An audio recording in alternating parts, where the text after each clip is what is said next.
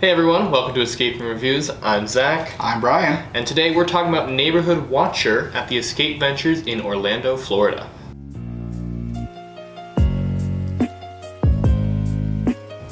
So Escape Ventures currently has two locations. Port Charlotte is their newest location with 2 rooms, and then their Orlando location, the original location, has 5 rooms. So Bros for Life Fraternity Heist, it's the one that gets all the hype. It was okay. No, it was all right.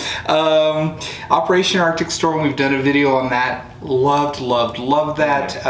Interactive Live GM. You've got Outage No Vacancy, which is their dark room.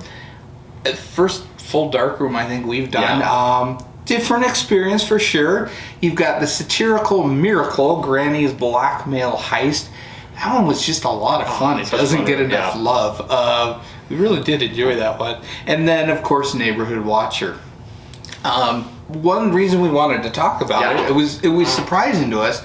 Until a week ago, if you went on to Morty and we sorted by the rooms we had played, and we sorted by community score, it was actually the top rated by community score of all the rooms we had played, which blew our mind. It was a great game, but we just don't hear it talked about much, so we wanted to chat about it today. Especially because it actually only came out like a year and a half ago. It's a pretty new room.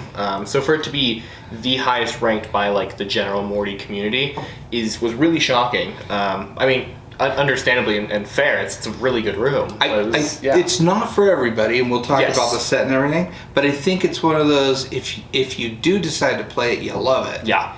And then those who are kind of iffy on it, don't play it. So maybe that's why it works out. But so the lobby and the GM, the building is located in a just like standard kind of strip mall, but a good sized lobby. A lot of space back there. Cool hallway showing off like all the doors and stuff.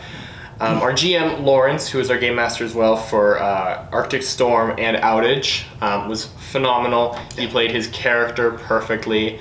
And he does play a character in this one. It's another live actor kind of room where he pops in once in a while. And so the story of the game is you are a couple kids. You know, there's been some disappearances lately in the neighborhood. So you're on your way to a neighborhood watch party to hang out while the parents go looking for the kids. And you may have gone in the wrong door. You may have entered the wrong door. Yeah. And Lawrence plays a fantastic. Come here, kids. Come over here. I've got some games for you. Kind of creepy is the word. I mean, just creepy, but perfectly done. Yeah, absolutely flawless. In addition, he plays the kid next door, who's your clue system. Again, another room with a very clever clue system. Yeah. It's funny. It's just the old telephone on a string with the cups or whatever, but it works perfectly. Yeah. It really does. So the set I think is where this one shines.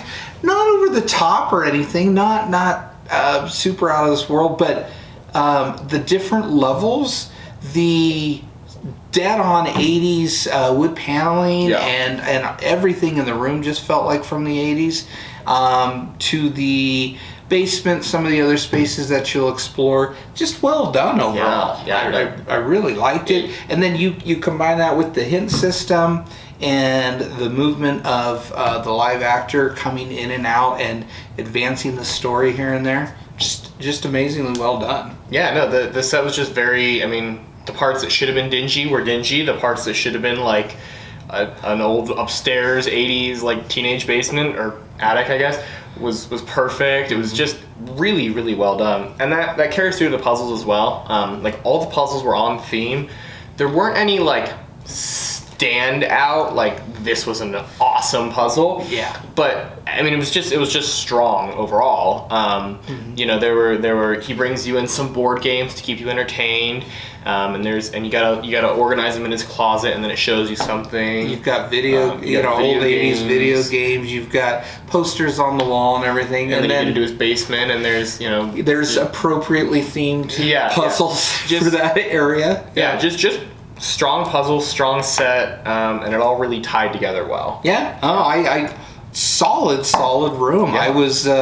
I was super impressed, and again, that Lawrence just did an amazing job. Super creepy. Yeah. It was so well done. So the Escape Ventures gives Neighborhood Watcher a 9 of 10 difficulty. Yeah, I think we came down to the end on it. It was a pretty tough room. Yeah. Rated for 2 to 6 players.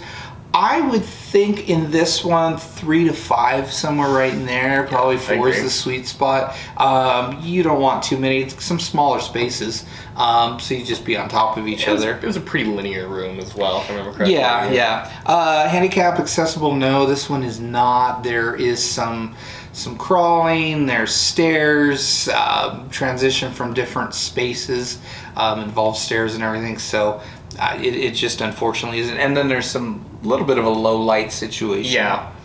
But price is $42.99 for 2 players, $38.99 3, $35.99 for anything else. So it's tiered. That seems to be perfectly fair for the Orlando market. Yeah. It is a 60-minute room. Scary, yes. Creepy, and has a live actor. Little bit of a jump scare in a spot, but one person gets jump scared. The rest kind of get to laugh at them. but it's got that creep vibe to it for sure. It's been nominated for Best Thriller Theme of the Year 23, Best of Morty 23. It was a Tribeca finalist in 23, Golden Lock winner, and Best of Morty as well. So it does have its accolades. It's funny when you hear Escape Ventures, everybody talks about Bros for Life. And Bros for Life was a good room. Yeah. I still give it a heart.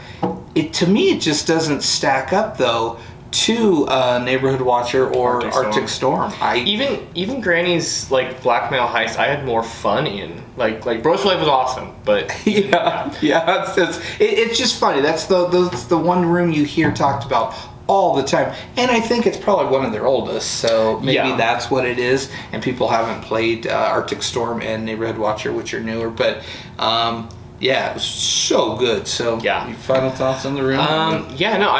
Closing thoughts, stellar room. If you are in Orlando and creepy doesn't wig you out too much, and my mom doesn't do scary either, but she was fine. Yep. You have to play this game and ask for Lawrence, because he plays his role very, very well. Yes. But it's just a really, really, really good game. I think some of the top in Orlando and some of the top have done. Period. Yeah. No, I had a blast. It was extremely immersive.